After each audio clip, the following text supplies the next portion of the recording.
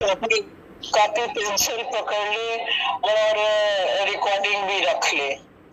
आज हमें अल्लाह जी बताने लगे हैं कि अपनी औलाद के बारे में वसीयत और तरका के कैसे मामला चलेंगे। जो कोई अपनी बेटी छोड़ गया उसको तरका कहा जाता है। आयत नंबर 11 से हम शुरू करने लगे हैं। औज़ु बिल्लाहि मिनश शैतानिर रजीम, बिस्मिल्लाहिर्रहमानिर रहीम।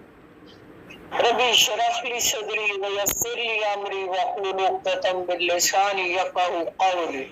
रब्बी ज़िदनी इल्मा, रब्बी ज़िदनी इल्मा, रब्बिरहमहुमा कमा रब्बयानी सग़ीरा।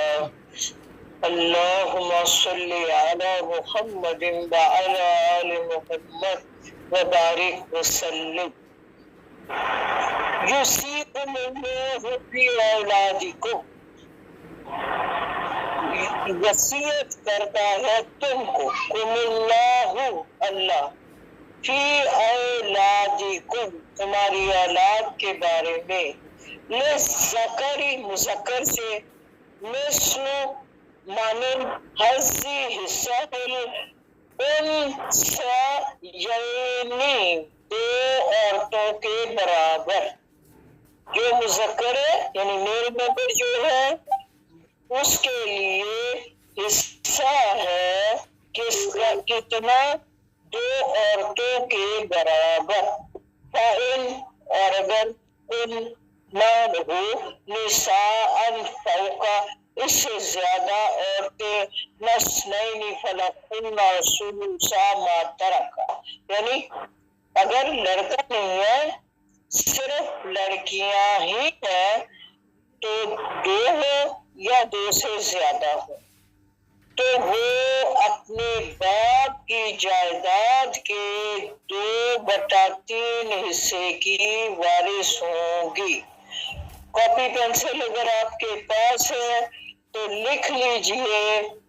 11 नंबर आयत में अल्लाह जी ने कहा कि अल्लाह पाक आपको औलाद के बारे में वसीयत करता है। ये अल्लाह की वसीयत है, इस पे हटना नहीं। कि मुज़क्कर का हिस्सा दो औरतों के मानिंद होगा, दो लड़कियों के मानिंद होगा। दो लड़कियों को जो हिस्सा दिया जाएगा वो एक मर्द को मिलेगा। और अगर फ़ैन फ़ौकस्नतैनि फलहुन्ना सुलुसा मा तरका, अगर हिस्सा जो औरतें वो 2 से ज्यादा है तो फिर वो पूरे तरके के 3 हिस्से हो जाएंगे और 2 हिस्से उनको मिल जाएंगे। जो एक हिस्सा होगा वो उस खानदान के जो मर्द लोग हैं उनकी तरफ चला जाएगा। मसलन चचा जिंदा है तो वो एक हिस्से का वारिस होगा, चचा या ताया, और 2 हिस्से में से होंगे वो बेटियों को मिलेंगे। यहाँ पे अक्सर हमारे माशरे में लड़ाई है, झगड़ा है, कानूनी चक्कलश है, इसलिए आपने इसको लिख लेना है और वाज़े तौर पे आपके पास ये हुक्म मौजूद है कि अगर कोई शख्स मर जाता है और उसकी सिर्फ बेटियां ही हैं तो उसकी बेटियां अपने बाप की जायदाद के 2 हिस्सों की वारिस होंगी। तीसरा हिस्सा उसके चचा ताया या उनके बेटों की तरफ चला जाएगा। इसको कहते हैं अस्बा। और अगर है वाहिदा सिर्फ एक ही फलाह तो फिर वो आधी जायदाद आधे माल की वारिस होगी अपने बाप के। एक बेटी है तो वो अपने बाप का आधा माल लेगी और आधा इसी तरह अस्बा की तरफ चला जाएगा। आवाज ठीक है जी समीना?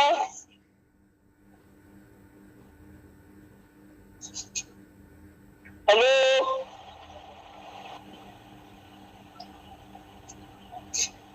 बोले आप गए ही, मैंने पूछा ये था कि मेरी आवाज दुरुस्त आ रही है? ये दुरुस्त आ रही है।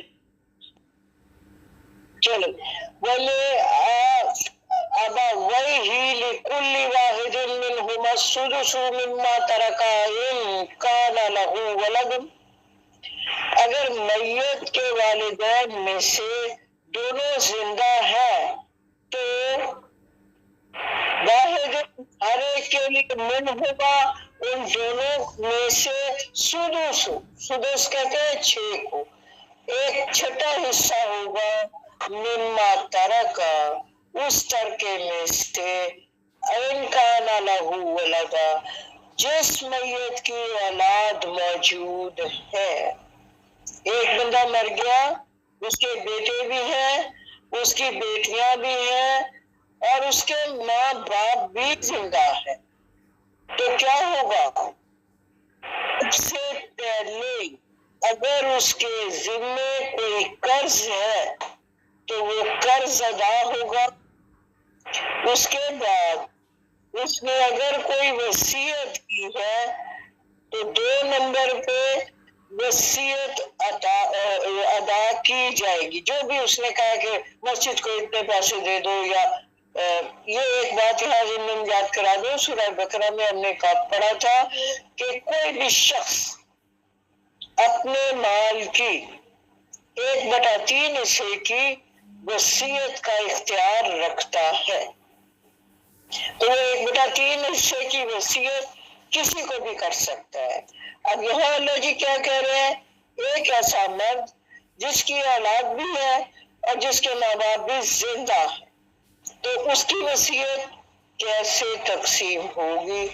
माँ बाप को छठा हिस्सा मिलेगा, दोनों को अलग अलग, और जो तरका उसने छोड़ा है उसमें से वलदुन, और अगर औलाद ना हो तो फिर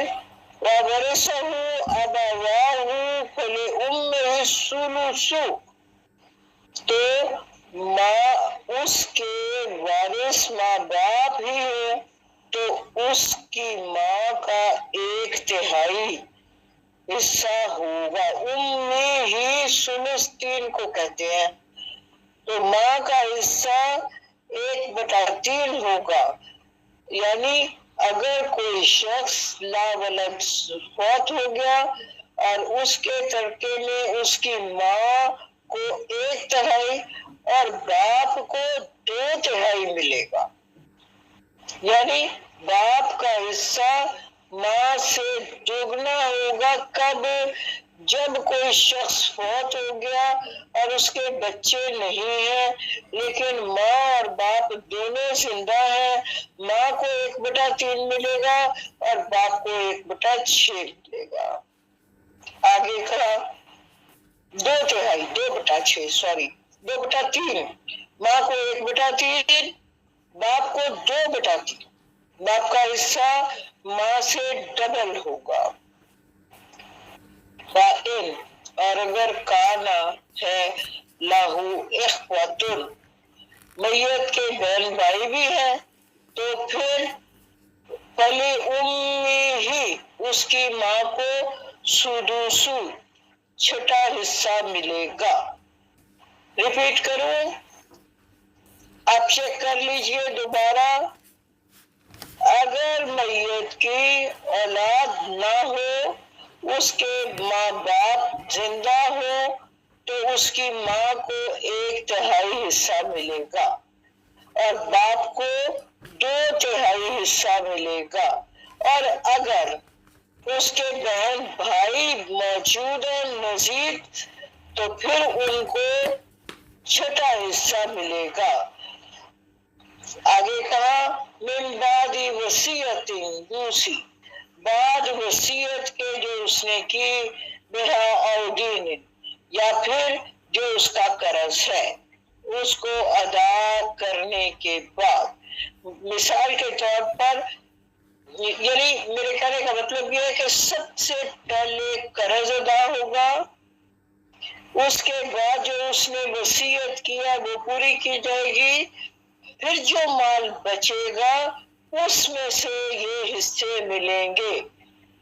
आगे कहा, आबाउकुम व अबनाउकुम ला तदरून अय्युहुम अक़रबु लकुम नफ़ा, तुम्हारे बाप और तुम्हारे बेटे तुम नहीं जानते, ला तदरून अय्युहुम, उनमें से कौन, अक़रबु करीब है, लकुम तुम्हारे लिए, नफा के मामले में, यानी तुम्हारे बाप और तुम्हारे बेटे तुम नहीं जानते इनमें से कौन तुम्हारे लिए फायदेमंद है। फरीज़तन मिनल्लाह, ये अल्लाह का हुक्म है जो मुकर्रर कर दिया गया है। तुम अपनी अक्लों से वरासत को तकसीम ना करो, जो वरासत अल्लाह जी ने जैसे बताई है उस तरह तकसीम करो। आज हमारी जो है अदालतें, उनमें ये कानून जो माँ बाप की विरासत का है इसको चेंज किया जा रहा है। इन्नल्लाह काना अलीमन हकीमा, अल्लाह ताला इल्म और हिकमत वाला है। आयत नंबर 12 पे आ जाएगी। वलकुम निस्फु मा तरका अज़वाजुकुम इल्लम यकुल लहुन्ना वलदुन, और तुम्हारा हिस्सा, वलकुम तुम्हारा हिस्सा, निस्फु आधा है, कब, मा तरका उस तरके में, अज़वाजुकुम जो तुम्हारी ज़ौज का है, इल्लम यकुन यानी तुम्हारी बीवियों के तरके में, अगर तुम्हारी औलाद नहीं है, बीवी फौत हो गई, उसकी कोई औलाद नहीं है, तो वो छोड़ गई है, उसमें से निसफ शौहर का हो जाएगा, बाकी जो निसफ है वो उस मरहुमा के वालिदैन और बहन भाइयों में हस्बे कायदा तकसीम होगा। तो देख लीजिए, बीवी फौत हो गई, उसकी औलाद नहीं है, वो जो छोड़ गई उसमें से आधा जो है वो उसके हस्बैंड को मिल जाएगा, बाकी आधा जो होगा वो उसके वालिदैन जिंदा है तो उनमें तकसीम हो जाएगा छोटा हिस्सा, और अगर वालिदैन भाई है तो कानून के मुताबिक यानी 2 हिस्से भाइयों को और एक हिस्सा बहन को मिलेगा। फ़इन काना लहुन्ना वलदुन फलकुमुहु मिम्मा तरकना, फिर अगर उनके औलाद है तो फिर तुम्हारे लिए जो उसने छोड़ा है चौथाई हिस्सा है। अब औलाद वाली औरत जब मरी तो उसके शौहर को उसके तरका में से चौथा हिस्सा मिलेगा। यहाँ आप याद रखें कि औलाद वाला मर्द जब फौत होता है तो उसकी बीवी को उसके तरके में से 8वां हिस्सा मिलता है। कब, मिन बादी वसीयतिन युसैनी बिहा औदीन, बाद उस वसीयत की तकमील के जो वो कर गए और उसका कर्ज की अदायगी के बाद। अगर मरने वाली औरत ने औलाद छोड़ी हो तो मौजूदा शौहर जो है उस मरहुमा के माल से कर्ज अदा करने के बाद और उसकी वसीयत पूरी करने के बाद उसके माल का चौथा हिस्सा वो लेगा, बाकी 3 हिस्से उसी तरह तकसीम कर दिए जाएंगे। वलहुन्ना रुबुउ मिम्मा तरक्तुम इल्लम यकुन लकुम वलदुन, اور ان کے لیے چوتھائی ہے تمہارے ترکے کا اگر تمہارے اولاد نہیں ہے. دیکھیے وہی بات ہے، اگر اولاد نہیں ہے تو ایسی صورت میں بیوی کے ترکے میں شوہر کا حصہ 1/2 تھا. اب اگر اولاد تمہارے ترکے کا اگر تمہارے والدین نہیں ہے تو، اگر اولاد نہیں ہے تو اس کو 1/4 ملے گا. اور یہ صورت الٹی ہوگی اگر، میں اس کو پھر کنفیوژن کو نکالتی ہوں. فَإِنْ كَانَ لَكُمْ وَلَدٌ فَلَهُنَّ الثُّمُنُ مِمَّا تَرَكْتُمْ. پھر اگر تمہاری اولاد ہے تو ان کے لیے 8واں حصہ ہے تمہارے ترکے میں. بیوی کے لیے اگر اولاد ہے تو مرد کا حصہ 1/4 ہے بیوی کے ترکے میں، اور اولاد نہیں ہے تو 8واں حصہ ہے. جو عام طور پہ مشہور ہے کہ عورت کو 8واں حصہ ملے گا، وہ اولاد کی صورت میں ہے، اور اگر نہیں ہے تو اس کو 4تھا حصہ ملے گا. آگے دیکھا من بعد وصیت یوصون بہا او دین، بعد اس وصیت کے جو اس نے کر دی اور اس کے قرض کی ادائی کے بعد. دیکھیے اگر مرنے والے نے کوئی اولاد نہیں چھوڑی تو قرض کی ادائیگی اور وصیت کے بعد اس کی بیوی کو اس کے ترکے کا 1/4 حصہ ملے گا. اور اگر اس نے کوئی اولاد چھوڑی ہے تو اس صورت میں قرض ادا کرنے اور وصیت کے بعد بیوی کو 8واں حصہ ملے گا. اگر ایک سے زیادہ بیویاں ہیں تو یعنی 2 ہے 4 ہے تو یہ حصہ ان 4 یا 2 یا 3 بیویوں میں تقسیم ہو جائے گا. وَإِنْ كَانَ رَجُلٌ، اور اگر کوئی ایک شخص ایسا ہے یورثو جس کی وراثت تقسیم ہو رہی ہے، کلالتن اس کی کلالہ ہے، اب مراتن یا ایسی عورت ہے، یعنی کوئی ایسا مرد یا کوئی عورت کلالہ ہے. کلالہ سے مراد کیا ہوتی ہے؟ کلالہ سے مراد ہے وہ عورت یا مرد جس کے نہ تو والدین زندہ ہے اور نہ ہی اس کی کوئی اولاد ہے. دونوں صورتوں میں. وَلَهُ أَخٌ أَوْ أُخْتٌ فَلِكُلِّ وَاحِدٍ مِّنْهُمَا السُّدُسُ، اور اگر اس کا ایک بھائی ہے اور ایک بہن ہے تو سدس 6واں حصہ اس کو ملے گا ان کے ترکے میں سے. فَإِنْ كَانُوا أَكْثَرَ، اور اگر وہ اس سے زیادہ ہے ذَلِكَ شُرَكَاء فِي الثُّلُثِ، تو وہ سب 1/3 میں شریک ہوں گے.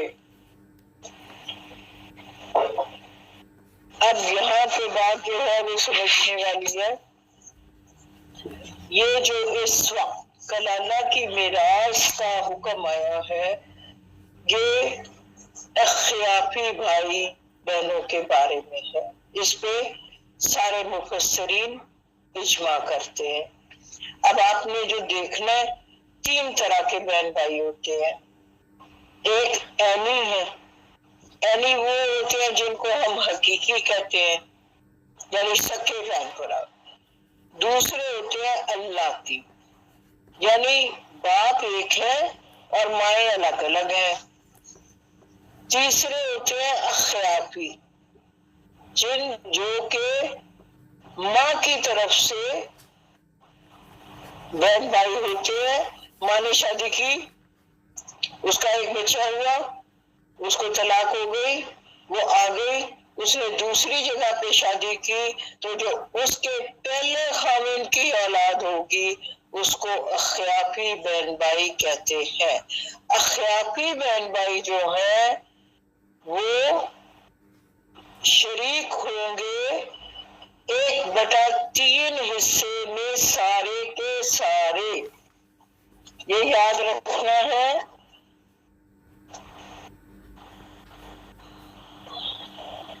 ये बात हो रही है कलाला के बारे में। कलाला कौन है? ऐसा मर्द, ऐसी औरत जिसके ना बाप बाप जिंदा है ना उनकी कोई औलाद है। जब उनकी विरासत तकसीम होगी तो 1/3 हिस्सा उसकी माँ की तरफ से जो बहन भाई होंगे उनको चला जाएगा, उसमें वो सारे शरीक हो जाएंगे।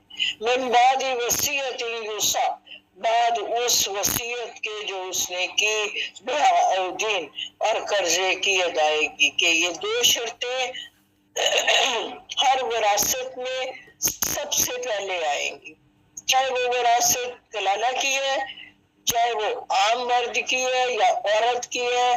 एक ये बात सबसे पहले हमेशा रहेगी कि पहले उसकी वसीयत को पूरा किया जाएगा, फिर उसका कर्ज अदा किया जाएगा और उसके बाद तमाम विरासत के अहकामात पूरे किए जाएंगे। अगर माँ बाप जिंदा है तो छोटा हिस्सा माँ बाप को चला जाएगा और उसके बाद उसके बच्चों में दोगुना मिलेगा हर लड़के को उस लड़की से, गैर मुद्दारिन, बगैर किसी को जरर पहुंचाए। अब ये क्या मसला है? होता ये है कि लोग अपनी मर्जी से अपनी औलादों में नहीं, मैं उन्होंने बराबर देना है बेटी को, या जब आपने बेटी को बेटे के बराबर दे दिया तो आपने अल्लाह के हुक्म को तोड़ा।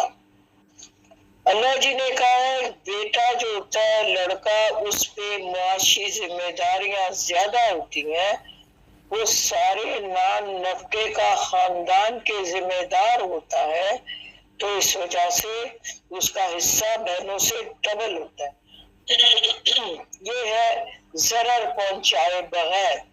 इसी तरह कलाला औरत या मर्द जब होते हैं तो अपनी औलाद तो होती नहीं है, ना माँ बाप होते हैं, तो जायज वारिसों से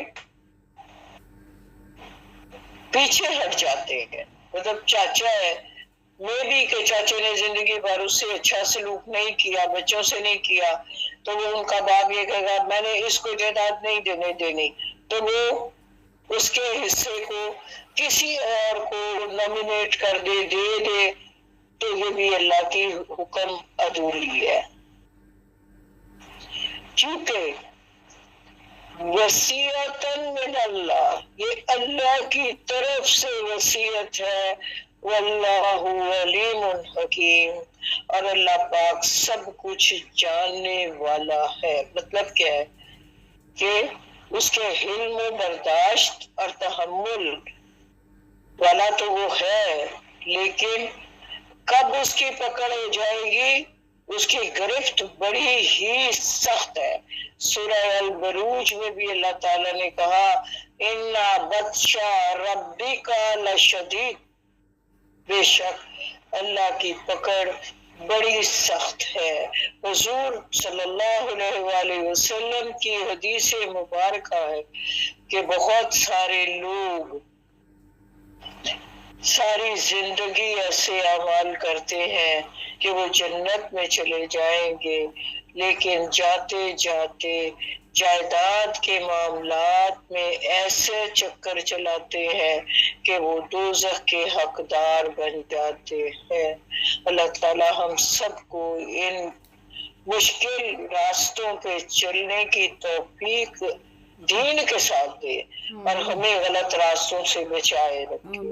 वमन युती अल्लाह व रसूलहु युदखिलहु जन्नातिन तजरी मिन तहतिहा अल-अनहार, जो कोई अल्लाह और उसके रसूल की अताअत करेगा تو وہ داخل کر دے گا ان کو ان باغات میں جن کے نیچے نہریں بہتی ہیں، خالدین فیہا، وہ اس میں ہمیشہ رہیں گے۔ ذالک فوز العظیم، یہ بڑی کامیابی ہے۔ ومن یعص اللہ ورسولہ، اور جو کوئی نافرمانی کرے گا اللہ اور اس کے رسول کی، ویتعدی حدودہ، اور اس کی حدود کو پار کرے گا جو اللہ اور اس کے رسول نے دی، تو یدخلہ نارا، وہ اس کو آگ میں داخل کر دے گا، خالداً فیہا، وہ اسی میں رہے گا، وَلَهُ عَذَابٌ مُّهِینٌ، اور اس میں اس کے لیے ذلت امیز عذاب ہوگا۔ اب آ گئی ہے آیت نمبر 15۔ یہاں پر احکامات جو جائیداد کے تھے وہ ختم ہو گئے، اور 15 نمبر آیت سے معاشرے کی تطہیر، پاکیزگی کے بارے میں احکامات آ رہے ہیں۔ واللتی یاتینا بالفاحشۃ من نسائکم، آئے تمہاری عورتوں میں سے کوئی، تمہاری عورتوں میں سے کوئی اگر فحش، بے حیائی کا ارتکاب کرے، فاستشہدوا، لے آؤ گواہ، علیہن، اس پر، اربعۃ، 4 منکم، تم اپنے میں سے، فَإِن شَہِدُوا، پس اگر وہ گواہی دے، فَامْسِكُوهُنَّ، تو روک لو ان کو، فی بیوتی، گھروں میں، یعنی بند کر دو ان کو گھروں میں۔ یہ یاد رہے کہ سورہ نور کے میں جو احکامات آپ کلاس میں پڑھ آئے ہیں وہ آخری احکامات ہیں، یہ ابتدائی احکامات ہیں کہ سب سے پہلے اگر کوئی عورت بے حیائی کر کے آئے تو ایسی صورت میں آپ نے کیا کرنا ہے کہ ان کو گھروں میں بند کر دینا ہے۔ ایک ضروری بات اور ہے کہ یہ بات ہو رہی ہے ایسی عورت اور ایسے مرد کے بارے میں جو عورت تو مسلمان ہے، مرد نان مسلم ہے، تو ایسی صورت میں آپ کو کیا کرنا ہے؟ حتیٰ یہاں تک کہ یتوفاہن الموت، ان کو موت آ کر لے جائے اور زندگی کا خاتمہ اسی حالت میں ہو جائے۔ پھر بعد میں آپ کو پتہ ہے سورہ نور میں جو احکامات آئے تو اس میں کہا ان دونوں کو 100 کوڑے لگائے جائیں، اور پھر غیر مسلم ہو تو مسلم کے لیے جو آئی صورت آپ کو پتہ ہے کہ زنا کی سزا یا بدکاری کی سزا رجم ہے کہ اس کو پتھر مار مار کر مار دیا جائے، جو شادی شدہ زانی ہے اس کو، والجانیات یانہا منکم فَعَزُوهُمَا، پھر وہی بات آ گئی، دونوں میں سے بدکاری کا جو ارتکاب کرے تو ان دونوں کو ایذا پہنچاؤ، اور یعنی ذلیل کرو، مارو۔ فَإِن تابا، پھر اگر توبہ کر لے، وَأَصْلَحَا، اور اصلاح کر لے، فَأَعْرِضُوا، چھوڑ دو ان کو، عنہما، دونوں کو، إِنَّ اللَّهَ، بے شک اللہ، کانا ہے، تواباً، توبہ کو قبول کرنے والا اور رحم کرنے والا۔ انما التوبۃ للذین یعملون السوء بجہالۃ، اللہ کے ذمہ ہے توبہ ان کی قبول کرنا، وہ لوگ جو عمل کر بیٹھے سوء، برائی کا، بجہالت، اپنی نادانی اور جہالت کے باعث، پھر کیا کرے، ثم یتوبون من قریب، پھر وہ جلدی ہی سے توبہ کر لے۔ یہ رقم ابھی ہم پہلے پڑھا ہے، فَأُولَئِکَ، تو یہی وہ لوگ ہیں، یتوب اللہ علیہم، جن کی توبہ اللہ پاک قبول فرمائیں گے، وَقَانَ اللَّهُ عَلِيمًا حَكِيمًا، اور اللہ تعالیٰ باخبر ہے، حکیم و دانا ہے۔ اللہ پاک ہم سب کی توبہ قبول فرمائے اور ہمارے پچھلے گناہوں کو معاف فرمائے۔ وَلَيْسَتِ التَّوْبَةُ لِلَّذِينَ يَعْمَلُونَ السَّيِّئَاتِ، اور نہیں ہے توبہ ان لوگوں کی، وَلَيْسَتِ التَّوْبَةُ نہیں ہے توبہ ان لوگوں کی، لِلَّذِينَ يَعْمَلُونَ السَّيِّئَاتِ جو برے کام کرتے چلے جاتے ہیں، رشوت خوری ہے، لے رہے ہیں چاہے روز توبہ کریں، اللہ کہتے ہیں ایسا نہیں ہوتا۔ یعنی توبہ کی شرائط آپ کو پتہ ہے نا، سب سے پہلے تو اس شرط یہ ہے کہ آپ نے اس گناہ کے لیے شرمندہ ہونا ہے۔ ہائے اللہ جی میں نہیں سچا نہیں ہو گیا، اللہ جی ہم نہیں کرائیں۔ دوسری شرط یہ ہے، اور یہ جو حصار میں رہتے ہیں کہ اب کر لیا تو پھر توبہ کر لیں گے، پھر توبہ کر لیں گے، دانستہ سے کرتے ہیں، اللہ جی کو یہ نہیں قبول۔ مسلسل حرام خوری میں اور عیش میں جو رہتے ہیں، اللہ جی ان کی توبہ قبول نہیں کرتے۔ حتیٰ اذا حضر احدهم الموت، یہاں تک کہ جب ان میں سے کسی پر موت کا وقت آ جاتا ہے، کالا پھر وہ کہتا ہے انی تبت الآن، اب میں توبہ کرتا ہوں۔ تو آپ کو پتا ہے موت کے وقت، نزا کے وقت کی توبہ بھی قبول نہیں ہے، کیونکہ آپ کے پاس عمل کا ٹائم ختم ہو چکا ہے۔ اس لیے حضرت اس موسیٰ سے فرعون نے کہا تھا نا، جب اس نے دیکھا سمندر ملنے لگا تو اس نے حضرت موسیٰ سے کہا موسیٰ میں آپ کے رب سے معافی مانگتا ہوں، میں مانتا ہوں آپ کے رب کو۔ تو اللہ جی نے کہا نہیں، اب تم جاؤ، ورکھی ہو گئے، والذین یموتون وہم کفار، اور نہ ہی ان لوگوں کی توبہ قبول ہے جو کفر کی حالت میں ہی مر جاتے ہیں، پھر توبہ کا تو دروازہ کھلے ہی نہیں ان پر، تو اللہ جی ان کی توبہ کیا قبول کریں گے؟ کوئی توبہ نہیں ان کی۔ یا ایھا الذین آمنوا، اے اہل ایمان لوگو، جائز نہیں، لا یحل نہیں حلال ہے لکم تمہارے لیے، ان تریثو کہ تم روک لو وراثت میں، نساء عورتوں کو، کرہن زبردستی۔ ہوتا کیا تھا عرب کے زمانہ جاہلیت میں، ایک شخص فوت ہو گیا، اس کی 4 مائیں ہیں، تو وہ چاروں کو زبردستی یا تو نکاح میں لے لیتا، یا نکاح ایک اس کی اپنی ہے ماں، اس کو چھوڑ کے تینوں کو زبردستی نکاح میں لے لیتا، یا ان کا نکاح کے بغیر ہی وارث بن جاتے۔ وارث بننے کا کیا مطلب ہے؟ جہاں ہم چاہیں گے اس کا نکاح کر لیں گے اور حق مہر کی رقم ہم خود ہتھیا لیں، اس طرح۔ تو اللہ جی نے یہ دونوں صورتیں جو ہیں اس سے روک دیا، اور یہ کہا کہ زبردستی ان کو، جب ایک عورت کا مرد فوت ہو گیا تو وہ آزاد ہے، عدت کو پوری کرنے کے بعد وہ جہاں چاہے نکاح کر سکتی ہے، تم ان کے وارث مت بنو، چاہے وہ بیٹے ہیں، چاہے کوئی اور رشتہ ہے، چاہے کوئی دیور ہے۔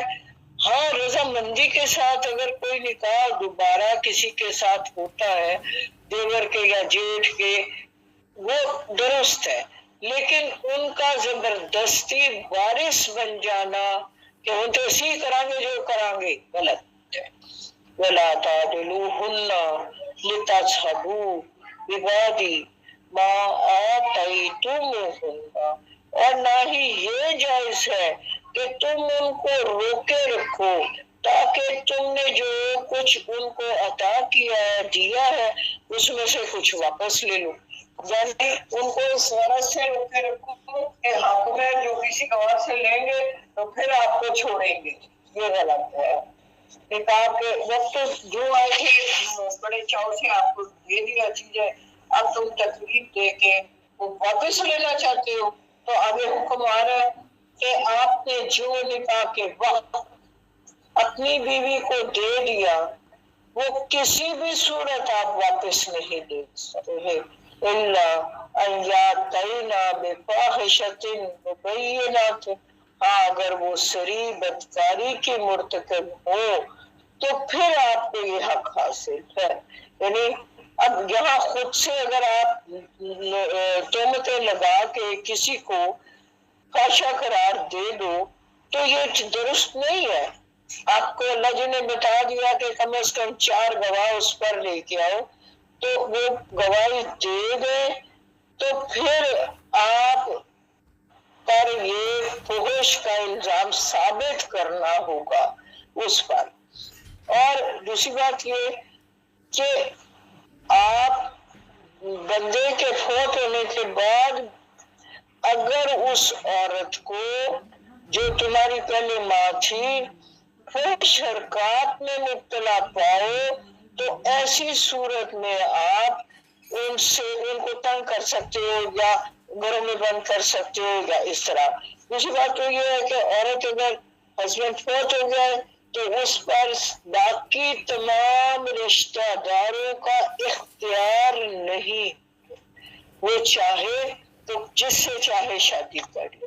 وَعَاشِرُوهُنَّ بِالْمَعْرُوفِ، اور ان سے معاشرت کے اچھے طریقے اختیار کرو، خوش اسلوبی سے، نیکی سے، راستی کے ساتھ زندگی بسر کرو.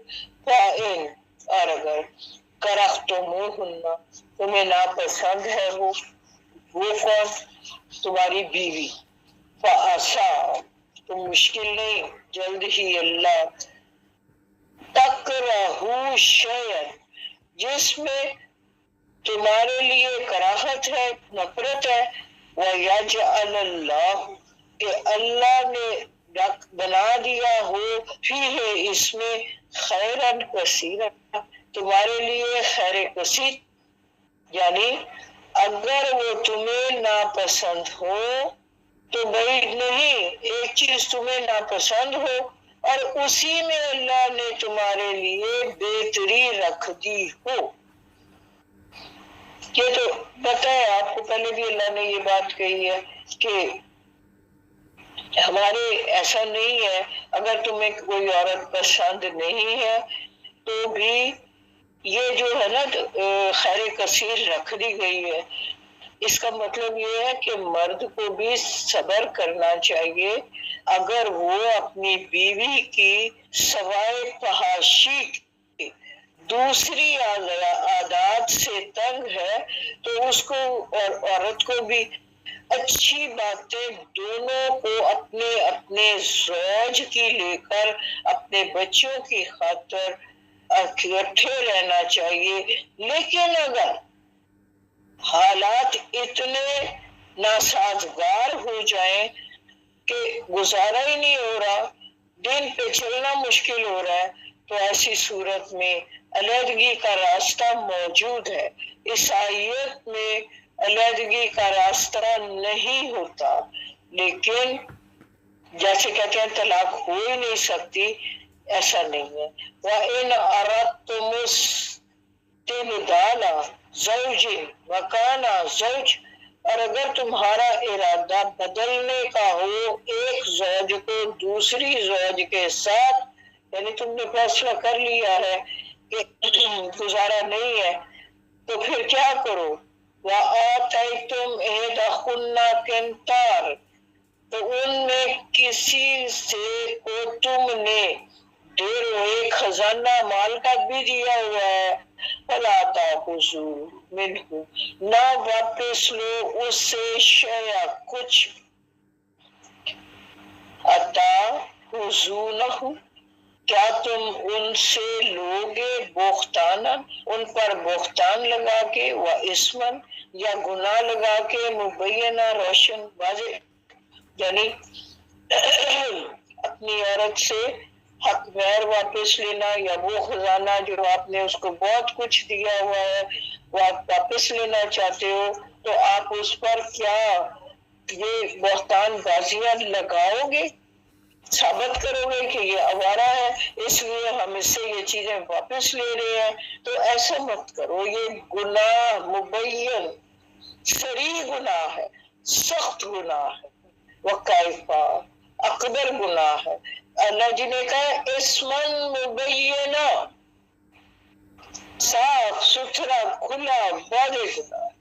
وَكَيْفَ تَأْخُذُونَهُ وَقَدْ أَفْضَىٰ बादकुम इला बाद, तुम ये कैसे वापस ले सकते हो जबकि तुम एक दूसरे के साथ सोहबत कर चुके। अफजाबादकुम इला बाद, यानी सोहबत कर लेने के बाद आप अपनी औरत को दी हुई कोई भी चीज उससे वापस नहीं ले सकते और उस पर बेजा फहाशी के इल्जामात और बहतान भी नहीं लगा सकते।